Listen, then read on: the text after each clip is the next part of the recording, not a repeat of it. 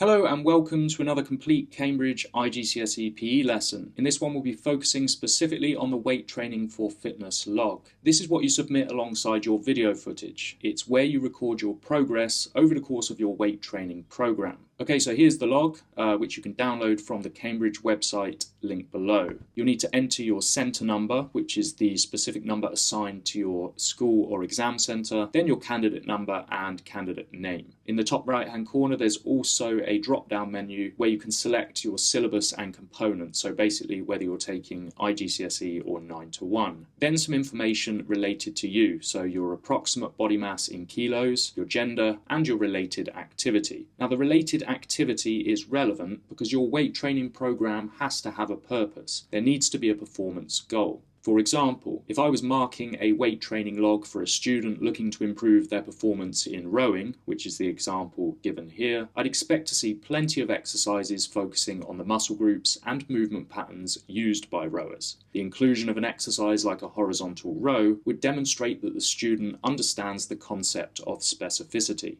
Next, you'll need to enter your training intentions, basically whether you intend to improve power, strength or muscular endurance as a result of your training program. Generally speaking, I would avoid power as a training intention unless you have experience in power training from elsewhere. Weight training for power can be quite technical and carries with it some additional safety risks. If you pick strength, it's low reps, high weight, so around 3 to 6 reps per set at around 80 to 90% of your 1 rep max. If you pick muscular endurance, it's higher weight and lower reps, so 8 to 15 reps per set at approximately 70% of your 1 rep max. Your exercises go in the left-hand column. Now, Cambridge don't give any explicit information about how many exercises to include, but 6 to 8 has always worked for me in the past. None of my students have ever been marked down.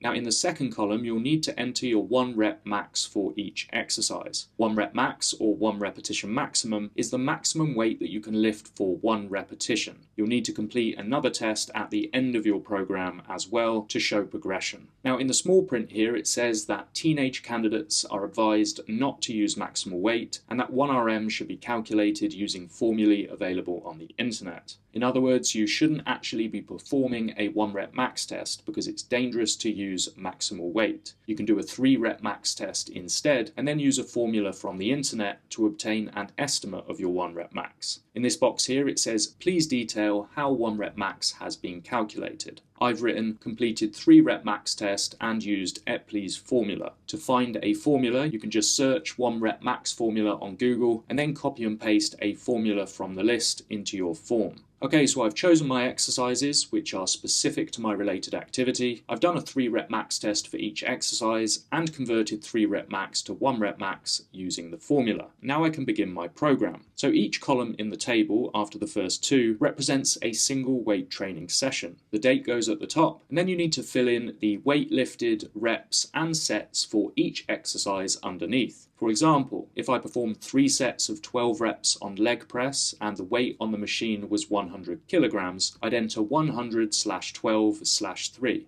Please note you won't necessarily include every exercise in every session, particularly if your list of exercises is longer. However, make sure you input data for each exercise on your list at least once or twice per week. Now, when filling in your data over the course of your program, there needs to be some evidence of progression. This means that your numbers should gradually go up. In principle, as your body adapts to a given level of demand, you need to increase the level of demand to promote further development. This is the principle of progressive overload. Push the body slightly beyond what it's comfortably capable of and keep doing so, and it will get stronger. For example, my 1 rep max for horizontal row is 50 kilograms. In my first session, I completed 3 sets of 12 reps and the weight was 35 kilograms. In my second session, the numbers are the same because I was still adapting to the additional weight. In my third session, I increased the weight slightly, and in my fourth, I added an additional set. In my fifth session, I went back down to 3 sets, but raised the weight again and did a couple of extra reps. The point is, although progression is rarely linear, we still need to show a general trend in the direction of improvement. Now in the small print it says it is expected that a program will be recorded over at least 2 weight training log sheets. There's room for 8 training sessions on each log sheet, so the recommendation is that your program should last around 16 sessions or roughly 8 weeks. Now at the end of your 16 sessions, you'll need to do another 3 rep max test for each exercise, convert to 1 rep max using the formula, and then enter these values into the final column in the table. Now this is proof that your program was effective in delivering your training intention, so make sure your 1 rep max numbers go up from start to finish. Please note you can also show some progression by increasing the frequency of your sessions. For example, here I start with 1 session a week and switch to twice per week a couple of weeks in. Okay, I think that's everything I have to say on the weight training log. Subscribe if you're new to the channel, check out my other channels where I'm covering IGCSE biology and chemistry, and leave your questions in the comments section below.